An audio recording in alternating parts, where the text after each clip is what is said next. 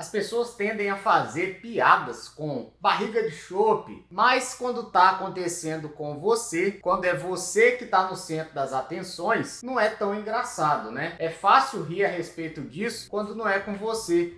Mas quando você é o alvo das piadas, não é nada legal, né? Na verdade, isso é até perigoso. Isso é inflamatório e acaba acabando com a sua confiança. A questão é que existe muita pesquisa a respeito do que causa gordura na barriga especificamente, e nós vamos falar sobre isso. Nós vamos falar a respeito aí das diferentes coisas que causam essa gordura na barriga. Então eu vou te dar soluções para cada um dos casos, mas antes eu preciso te dizer que não existe nada assim que vá fazer evaporar essa gordura da barriga. Não tem nada que vá ser uma pílula mágica que vá queimar toda essa gordura da barriga. O processo, ele tem início, meio e fim. É um processo que precisa ser feito. E existem os detalhes também que você vai precisar implementar. E aqui eu vou te dar diferentes estratégias para cada um dos problemas que eu vou te apresentar também. Então aí você vai poder escolher o caminho, melhor caminho para o seu estilo de vida, para que dessa forma você consiga perder gordura da barriga. Tem um botão grande vermelho aqui embaixo e é muito importante que você se inscreva. Então, se você gosta dos meus vídeos, essa é a melhor forma que você consegue ajudar o canal, me ajudar. E depois de fazer isso, você aciona o sininho das notificações para você não perder nada, porque aqui eu posto vídeo toda terça, quinta e sábado ao meio-dia. E a primeira coisa que nós vamos falar é a respeito da gordura visceral, que está ao redor dos seus órgãos. Ela está ao redor dos tecidos, está dentro do seu abdômen. E o ponto importante aqui é que essa gordura visceral não é a mesma que a gordura subcutânea, aquela gordura que está embaixo da nossa pele. Ela tem uma alta porcentagem de células inflamatórias, tem células imunologicamente ativas ali, metabolicamente ativas, que por conta delas estarem perto desses órgãos metabólicos, elas vão desenvolver o seu próprio metabolismo. Elas são praticamente um novo órgão estranho, né? Que tá cheio de receptores glicocorticoides. É esquisito isso aí. Significa que todo esse estresse do dia a dia vai acabar impactando nessa gordura visceral mais do que qualquer outra coisa. E essa gordura que tá na barriga, ela não é qualquer gordura. Ela se expande, ela cresce. E eu vejo pessoas aí que não são obesas, mas que têm gordura visceral. É disso que eu tô falando. De todo esse estresse que causa essa gordura visceral que as pessoas têm. E boa parte disso se deve aos receptores androgênicos que estão na barriga. Muita gordura visceral significa que a gente está com vazamento de citocinas inflamatórias no nosso corpo todo também, principalmente próximo aos órgãos, o que vai ser extremamente prejudicial para a nossa saúde. Significa que vai ter mais gordura, ou seja, quanto mais gordura você vai acumulando, mais você tende a ganhar mais gordura ainda. E se você tem muita inflamação, você vai ter mais gordura se acumulando em outras áreas do seu corpo também, que não a barriga. Você também vai ter muita fadiga, você vai ficar doente mais frequentemente. Então essa gordura da barriga é a causa de todos os problemas que acontecem no seu corpo. A outra coisa que a gente precisa levar em consideração é a respeito do balanço estrogênico. O estrogênio, ele faz com que a gordura acumule em áreas específicas do nosso corpo. E é justamente esse equilíbrio entre o estrogênio e os androgênios que faz esse acúmulo de gordura acontecer. Não é apenas o quão altos os níveis de estrogênio estão. Na maioria das vezes se trata do quão altos os níveis de estrogênio estão em comparação aos níveis de androgênio ou seus níveis de testosterona. Os outros níveis hormonais, eles precisam se equilibrar com o estrogênio, ou o estrogênio se equilibrar com esses níveis hormonais. Por quê? Você pode ter sim baixos níveis de testosterona ou baixos níveis de outros hormônios aí, mas se você tem um desequilíbrio, aí que você tem problema do acúmulo de gordura na barriga. E em outras áreas específicas também. No caso da mulher, esse excesso de estrogênio vai levar a um acúmulo de gordura nos quadris, por exemplo. Então, quando esse hormônio, que é o estrogênio, ele está em excesso, ele vai promover esse crescimento de gordura em áreas mais sensíveis, que na maioria das vezes são a barriga ou a gordura visceral, mas também pode ser ao redor dos seios. Vamos em frente agora falar a respeito do cortisol. É claro que o cortisol tem uma fama de vilão, ele é chamado aí o hormônio do estresse, mas não é sempre assim, ele não é sempre ruim. Ele é ruim quando ele está cronicamente alto. E aí ele pode ser realmente o hormônio do estresse, que é prejudicial, que todo mundo fala aí. E é aí que ele vai contribuir para o acúmulo de gordura na barriga. E aqui eu preciso te falar uma coisa importante. A gente tem uma enzima no nosso corpo que é chamada 11-beta-esteroide desidrogenase, que é um nome complicado, né? Mas basicamente é uma enzima que está presente em áreas específicas para converter o cortisol, que é inativo, em cortisol ativo, ou seja, vai converter a cortisona em cortisol. Então, o motivo que a gente precisa saber isso é pelo seguinte: quando nós estamos estressados, a gordura vai acumular mais no tecido visceral, porque a gente tem mais receptores para o cortisol lá. Então, a gente precisa mapear isso aí. Essa gordura visceral, ela tem em torno de 4 vezes mais receptores para o cortisol do que qualquer outra gordura no nosso corpo. Então, isso significa que se a gente está estressado, nós temos 4 vezes mais chance de acumular gordura na barriga do que se a gente não tivesse estressado. Então agora vem a notícia ruim, porque quando a gente tem esse aumento de gordura visceral, por conta desse cortisol cronicamente alto, a gente aumenta a LPL, que é a lipoproteína lipase, que é a principal causa do acúmulo de gordura. Nós temos aí um aumento dessa lipoproteína lipase, dessa LPL, o que vai aumentar a gordura visceral. E isso aí vai ser o gatilho para o acúmulo de gordura em todo o nosso corpo, principalmente na barriga. Então, em essência, essa gordura da barriga, ela é o primeiro passo no caminho errado, né, para o seu corpo, e aí começa a acumular a gordura na barriga ou em qualquer outro lugar do corpo. Só que 4 vezes mais provável, se for por conta do cortisol, que seja na barriga. Agora, o próximo passo é o quê? A próxima solução que eu vou te dar é a respeito da gordura no fígado. Muitas vezes acontece porque você ganha peso muito rápido, mas essa gordura ela está mais relacionada com frutose e também com o metabolismo do açúcar. Por quê? O açúcar é muito metabolizado no fígado, principalmente a frutose, que só é metabolizada no fígado. E isso inclui a frutose de suco e da fruta também. Por isso que o tal do xarope de milho rico em frutose é um veneno gigantesco para o fígado. Isso causa transplante de fígado em pessoas que nem bebem álcool. Então é um problema muito sério. A pessoa bebe todo dia um copo de suco achando que é saudável e na verdade essa pessoa está se prejudicando. Ela está acumulando gordura no fígado, que não vai aguentar de tanto trabalho e vai começar a fabricar o que a gente chama de lipogênese de novo, que aí vai transformar a frutose em gordura, vai fabricar gordura. O nome lipogênese vem disso, fábrica de gordura, e principalmente acumular gordura ao redor do próprio fígado. Pensa comigo, você tem seu fígado e aí você começa a acumular gordura ao redor desse fígado, e isso vai fazer uma protuberância no seu estômago de forma significativa. Aí começa a fazer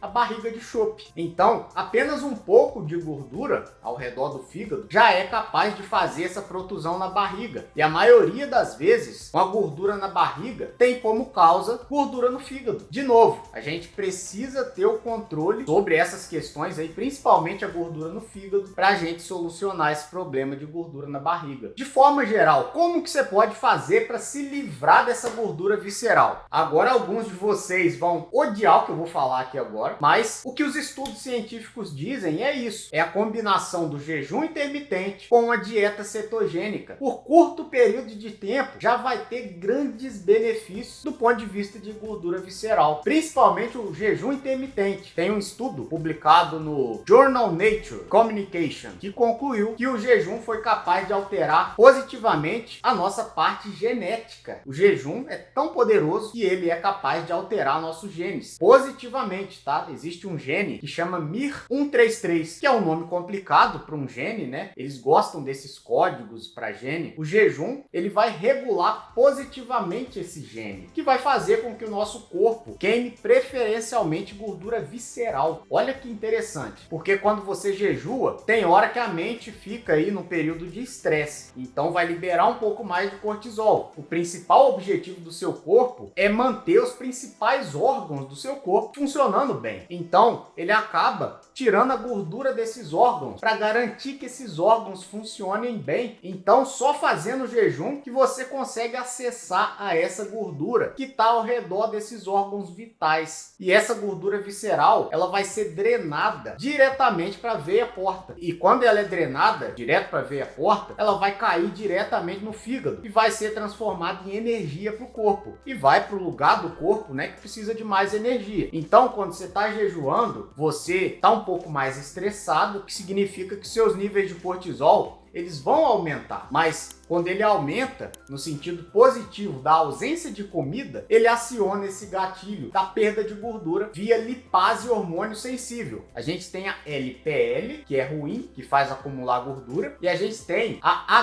HSL, que é a lipase hormônio sensível. A LPL, que é a lipase lipoproteica, e a HSL, que é a lipase hormônio sensível. Essa HSL é benéfica para queimar a gordura, e quando a gente jejua, a gente aumenta essa HSL. Então, a gente começa a queimar mais gordura visceral. Então o jejum vai acionar esse gatilho por conta do estresse e vai permitir que essa gordura visceral seja queimada. Mas isso pode soar um pouco confuso, né? Por quê? Eu te falei que o estresse normalmente contribui para o ganho de gordura visceral por conta lá do cortisol. Mas somente quando ele é crônico é que ele vai ser prejudicial. Somente quando ele é crônico e quando você está comendo no processo também. Se você tiver com um pouco mais de cortisol, mas se você não estiver comendo, não tem problema. Essa que é a conclusão. Agora, quando a dieta cetogênica vem junto, quando você está em cetose, quando você está jejuando, ou quando você está começando a fazer um jejum e você está se alimentando de gorduras boas, né, da dieta cetogênica, aí ninguém te segura. Seu corpo ele vai ser o mais eficiente possível para usar essas gorduras como fonte de energia. E aí você vai começar o jejum e o seu corpo já sabe usar a gordura como fonte de energia e aí ele vai pegar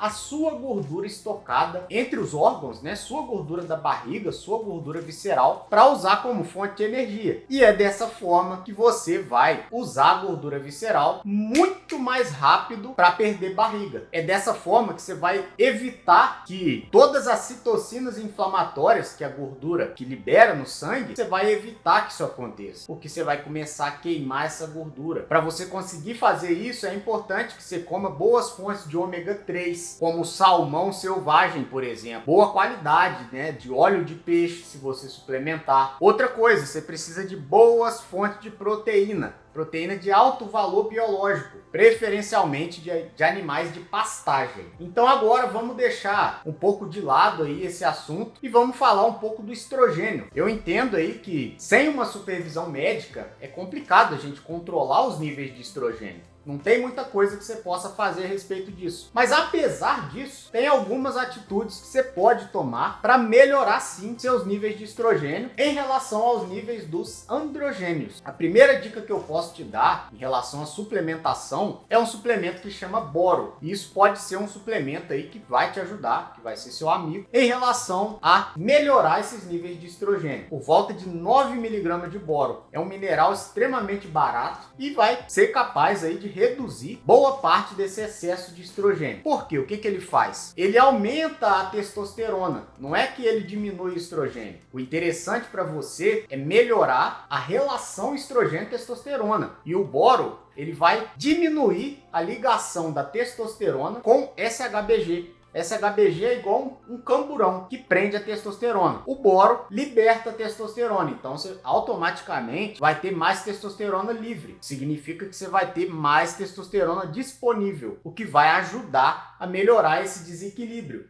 estrogênio testosterona. Então, se você conseguir aumentar esses níveis de testosterona livre, esse desequilíbrio aí, estrogênio e testosterona, vai ficar amenizado e a gente não vai ter aquele estrogênio tão alto em comparação aos níveis de hormônios androgênios. Então, essa é uma diferença grande no geral em relação aí ao estrogênio, em como que a gordura é depositada no tecido visceral. E o que você pode fazer em relação a isso, na prática, você pode aumentar o consumo aí de indol, 3-carbinol, suplementando ou apenas ingerindo mais crucíferas. Couve-flor, couve, nabo, tudo isso é crucífera. E você também pode suplementar o diindolmetano, ou DIN. Por quê? Esse DIN, ele aumenta uma enzima no fígado que chama CYP1 e CYP2. CYP1, CYP2. Basicamente, isso aí é interessante por quê? Porque vai aumentar a capacidade do fígado de fazer o processo detox. O fígado vai processar melhor todas as toxinas. Você vai dar um help para o fígado, você vai dar uma ajuda a mais para o fígado. E o estrogênio é uma toxina que vai causar uma série de problemas. Estrogênio demais é cancerígeno.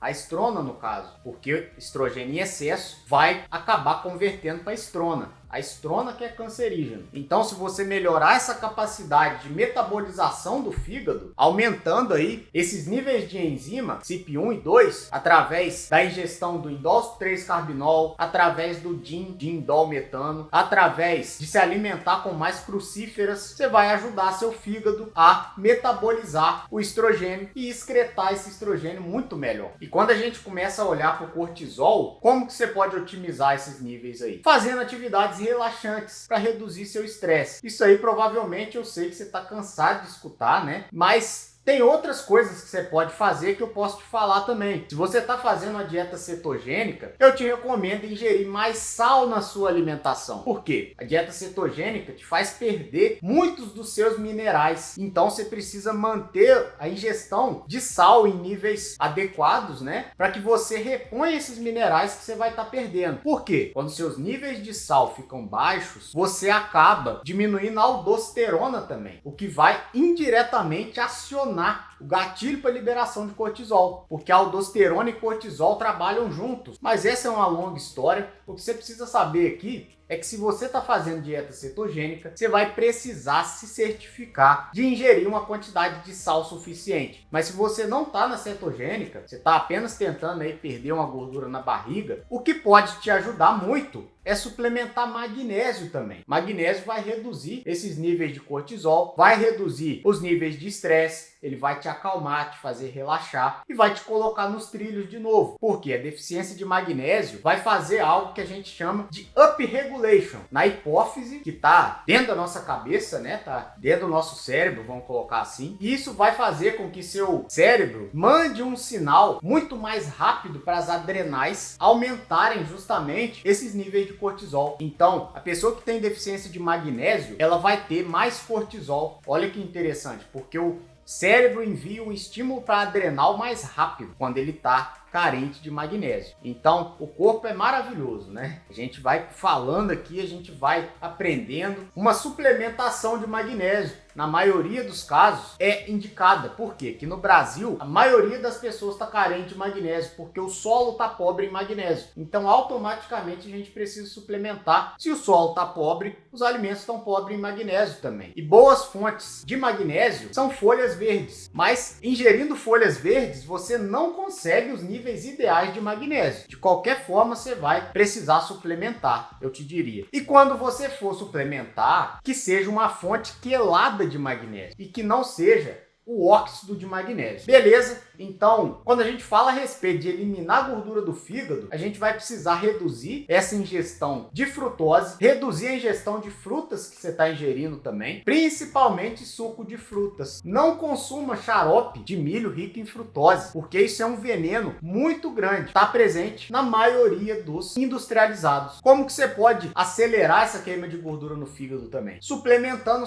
silimarina. A silimarina, ela vai dar um help aí nas funções do fígado também. Normalmente não tem muito problema suplementar, tá? E o que ela faz basicamente é inibir as toxinas de se ligarem nas células do fígado. Significa que se você tem menos toxinas, você dá ao seu fígado uma oportunidade de se livrar dessas toxinas. Então, você vai estar melhorando a sua capacidade de detox. E a silimarina também, você precisa saber que ela não é uma pílula mágica. Você precisa fazer sua parte, principalmente do ponto de vista de alimentação. E a última coisa que eu quero falar para você hoje está relacionada com a parte de exercício físico. The Journal Diabetic publicou um estudo que chegou à conclusão de que as pessoas que tinham um VO2 máximo maior queimavam mais gordura durante o exercício. Eu não estou dizendo aqui para você virar um atleta, tá? O que eu estou dizendo aqui é que se você faz um exercício de baixa intensidade, você já consegue aumentar seu VO2 máximo, que vai ser basicamente a sua capacidade de respirar sobre algum estresse, que é o exercício. Se você quer aumentar esse VO2, começa fazendo um aeróbico, começa com uma caminhada, porque o pouco que você se esforce, você já vai aumentar esse VO2 máximo. Então, uma pessoa que tem aí seu nível maior de VO2 máximo, né? É uma pessoa que vai queimar mais gordura visceral. E você não precisa alcançar esse VO2 máximo, ou seja, você não precisa se esforçar tanto assim para alcançar o seu VO2 máximo. O pouco de atividade física que você faça, você já vai aumentar seu VO2. Isso que é interessante. Então, não precisa se esgoelar durante o exercício. Começa aos poucos. Você só precisa começar. Começa aí com uma caminhada. Você já vai aumentando aos poucos esse VO2 máximo. Então, depois você vai progredindo. Você começa a correr um pouco, começa a dar uns sprints mais rápido. Então, cada vez que você se exercitar, você vai estar aumentando esse VO2 máximo e você vai estar se livrando da gordura visceral. Espero que eu tenha te ajudado. Espero que você possa compartilhar esse vídeo com alguém que possa se beneficiar de assistir. E lembre dos dois grandes pilares da perda de gordura da barriga, que são a dieta cetogênica anti-inflamatória associada com jejum intermitente. Dieta cetogênica vai precisar ser moderada em proteínas de alto valor biológico e alta em gorduras boas aí, de peixe selvagem, peixe de cativeiro, que sejam ricos aí em ômega 3. Por quê? Se você ingere alimentos de má qualidade, você vai aumentar os níveis de citocinas inflamatórias, o que vai aumentar a inflamação crônica. E como sempre, continue assistindo os vídeos do canal. Um grande abraço!